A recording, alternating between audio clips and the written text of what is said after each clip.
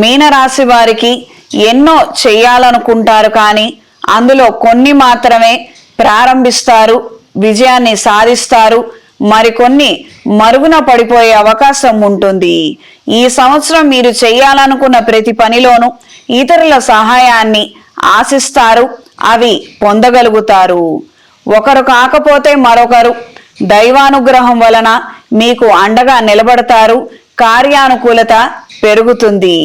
ఎన్నో విషయాలలో ముందంజలో ఉండగలిగే శక్తి సామర్థ్యం ఉన్నప్పటికీ పోటీలో మాత్రం వెనకపడిపోతారు. అయిన వాళ్లే శత్రువులుగా మారి కొన్ని సందర్భాలలో అనకూడనటువంటి మాటలు అనటము, చెయ్యకూడనటువంటి విమర్శలు చెయ్యడము మీ మనసుని గాయపరుస్తుంది. కొత్త స్నేహాలు, పరిచయాలు ఎంతో కొంత ప్రయోజనాలను తెస్తాయి. సుదీర్ఘకాలం నుండి వేధిస్తున్న కొన్ని కోర్టు వ్యవహారాలలో మంచి మార్పులు ఏర్పడతాయి. మధ్యవర్తుల ప్రమేయంతో, జోక్యంతో కొంతమంది ఆగడాలను కట్టడి చేయగలుగుతారు. పిల్లల భవిష్యత్తు గురించి ఎంతో ఆలోచించి అభద్రతా భావానికి, నిరాశకి గురవుతారు. వాళ్ళ విషయాలలో మీరు తీసుకునే నిర్ణయాలు, చేసే ఆలోచనలు ఏమీ పనిచేయవు. ఉద్యోగంలో ఉన్నత స్థాయికి చేరుకుంటారు. బదిలీ ప్రయత్నాలు సఫలీకృతమవుతాయి. ఉద్యోగం లేని వారికి ఆసరాగా ఉద్యోగం లభిస్తుంది. ఇది ఊరట కలిగించే వార్త. ప్రస్తుతానికి వచ్చిన ఇబ్బంది ఏమీ లేకపోయినా మానసిక అలజడి మాత్రం ఎప్పటికప్పుడు పెరుగుతూ ఉంటుంది. సంతాన రీత్యా ప్రయత్నం చేస్తున్న వారికి శుభవార్తలను వినగలుగుతారు. కుటుంబపరమైన పురోగతిని సాధించగలుగుతారు. ఒక వ్యక్తి మీద మంచి అభిప్రాయాన్ని, అపారమైన నమ్మకాన్ని, ప్రేమ అభిమానాన్ని కలిగి ఉంటారు. కాంపిటేటివ్ ఎగ్జామ్స్లో వెనకబడే అవకాశం ఉంది. శ్రద్ధతో చదవండి. అనుకున్న స్థాయిలో మార్కులు రాకపోవచ్చు.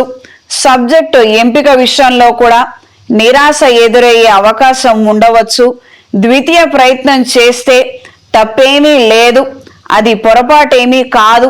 ఇది తెలుసుకొని మెలగండి. అప్పటికప్పుడు అన్నీ జరిగిపోవాలి, హడావుడిగా జరిగిపోవాలి.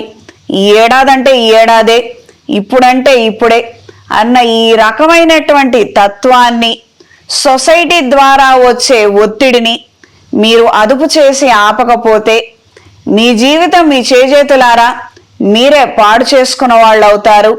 ఇది చాలా అంటే చాలా వరకు ఆలోచించి మీరు తీసుకోవాల్సినటువంటి నిర్ణయం. ఇది గ్రహించి మెలగండి. కొంతమంది నిదానంగా చదువుతారు, నిదానంగా పై స్థాయికి చేరుకుంటారు.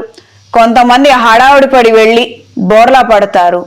జీవితం మనకు అందరికి ఒకేలాగా ఉండదు. ఒక్కొక్కళ్ళకు ఒక తీరు విధానంగా ఉంటుంది. అలానే మనం ఎదుర్కొనే సమస్యలు, సవాళ్లు కూడా మారతాయి. ఇది గ్రహించి మెలగండి. అనవసరమైనటువంటి తొందరపాటు నిర్ణయాలు మాత్రం చదువుల విషయంలో చెయ్యొద్దు. ఈ రాశి పిల్లలు ఎవరైతే ఉన్నారో వీళ్ళ తల్లిదండ్రులు కూడా వీళ్ళ పట్ల కాస్తంత అనురాగంతో ఉండాలి. ఆ విధంగా మాత్రమే ఉండండి అంతే. ఏదో ఒత్తిడి చేసి హడావుడి పెట్టి నువ్వు గెలవాలంటే గెలవాల్సిందే, 100కు 100 రావాల్సిందే అన్న మూర్ఖత్వపు మాటలు మాత్రం వీళ్ళ దగ్గర మాట్లాడొద్దు. ఆ విధంగా వీళ్ళని డిస్కరేజ్ చెయ్యొద్దు. వీళ్ళ భవిష్యత్తు వేరే ఉంటుంది, అది తెలుసుకొని మెలగండి.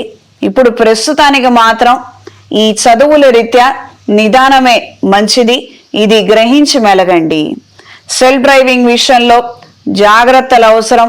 సాధ్యమైనంత వరకు మీరు డ్రైవింగ్ చేయకపోవడం అనేది శ్రేయస్కరం.